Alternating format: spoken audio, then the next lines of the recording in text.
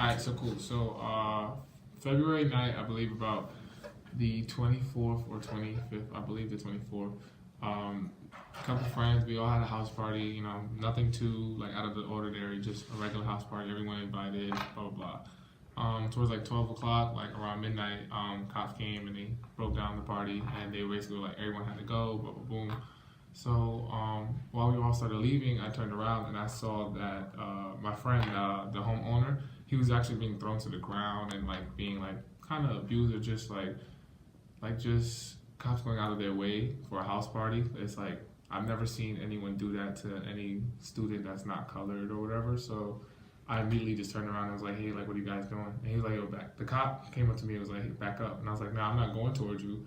I just want to know, like, what is he being arrested for? Like, this is a regular house party. Like, in Brockport, people have house parties all the time, but you never see them thrown to the ground or just etc. or handled in that way. So what the officer didn't know was my hand like this way, facing the kitchen. So he actually came up to me. They started pushing me, and then because they're little and because I'm huge, they couldn't really move me. And then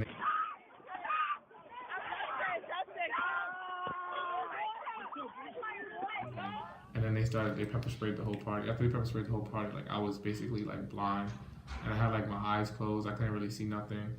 And then I was like outside just sitting on what would you call that? Pavement. Yeah, I was like sitting on the pavement, and then I got arrested. I got out. I wasn't like I couldn't go back to my dorm. I got kicked out of classes. I got kicked off the football team because of it, because I had a felony.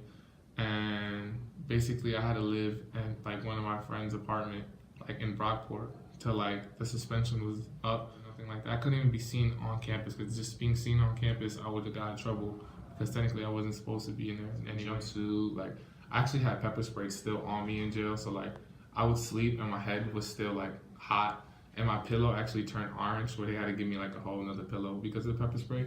So I would say like that. It just forced me to grow. It just forced me like to like see things for how they are. Like no matter where you go, or no matter like where you at in America, or just whatever, like you're always gonna be an outsider. You're gonna be a minority. Like that's your label, and that's. I mean, Trump definitely, like him being in office definitely gives people that didn't feel like they had a voice of racism more of a voice. Like, oh, now it's cool to be racist because like he did it all the way up to, you know what I'm saying, the White House, and it's like.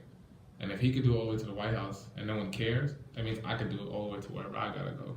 Like the fact that I was even in jail for like 4 days was like enough. And then I had to do community service, and then I had to do the letters, and then I had to do work. I had to do jail work weekends. So like basically, every weekend I had to be up at like 6:30 in the morning and go all the way to Rochester and be there at like 7 a.m. like on a Saturday, and we would pick up trash for like 8 hours, from like 7 hours to like 2:30.